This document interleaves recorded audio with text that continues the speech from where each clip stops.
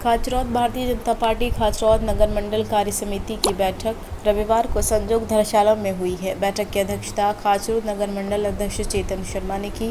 बैठक को मुख्य वक्ता के रूप में प्रदेश प्रवक्ता राजपाल सिंह सिसोदिया ने संबोधित करते हुए कहा, भारतीय जनता पार्टी को लगातार सरकार में बने रहने वाली पार्टी बनाना है।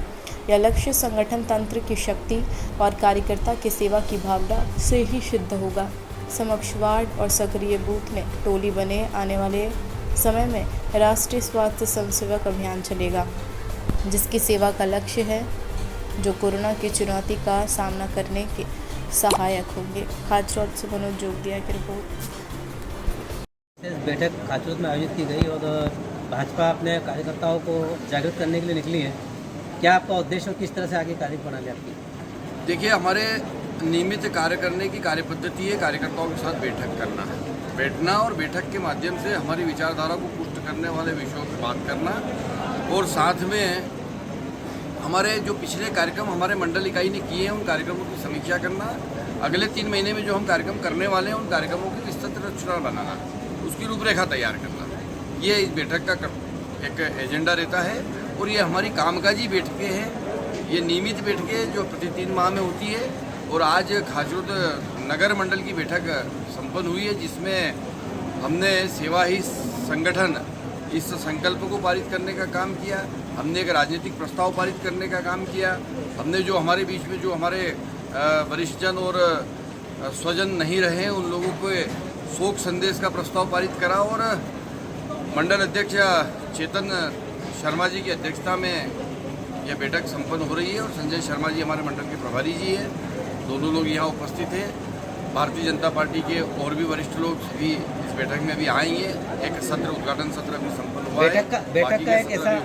बैठक का ऐसा एक मेन मुद्दा जो आप आपके कार्यकर्ता तक, जो जमीनी स्तर कार्यकर्ता हैं, उन तक पहुँचाने का क्या उद्देश्य बैठक का मुख्य मुद्दा? देखिए, बैठक में हमारे कार्यकर्ता जिस विचार को लेकर भारतीय जनता पार्टी के संगठन की संरचना बनी है, जिन कार्यों को लेकर हम जनता के बीच में जा रहे हैं, उन विचारों को और पुष्ट करके किस प्रकार से भारतीय जनता पार्टी को मजबूत करें, जन जन तक पहुँचाएँ, उस उद्देश्य को लेकर ये बैठक है। साथ ही संगठन के जो आगामी कार्यक्रम हैं उन कार्यक्रमों की तैयारी को लेकर ये बैठक है। आगामी चुनाव की रणनीति भी आपकी भाजपा कार्यमंडल के अध्यक्ष में बैठक में हो रही है।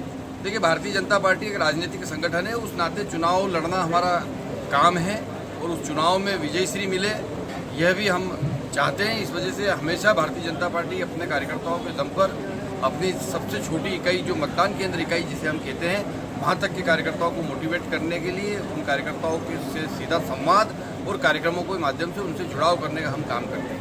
संवाद करना, कई बातें ऐसी निकल के जो महंगाई मुख्य मुद्दा लेकर चल रही है अभी जनता के बीच में, आम जनता भी त्रस्त है। आप प्रदेश के प्रवक्ता हैं, क्या इस विषय में आपका जवाब जनता के तक पहुँचाना चाहेंगे? देखिए, ये बात आप हम सब जानते हैं कि अभी वर्तमान दौर जो है, कोविड की महामारी और लॉकडाउन के बाद में जनजीवन वापस सामान्य हुआ है, अनलॉक।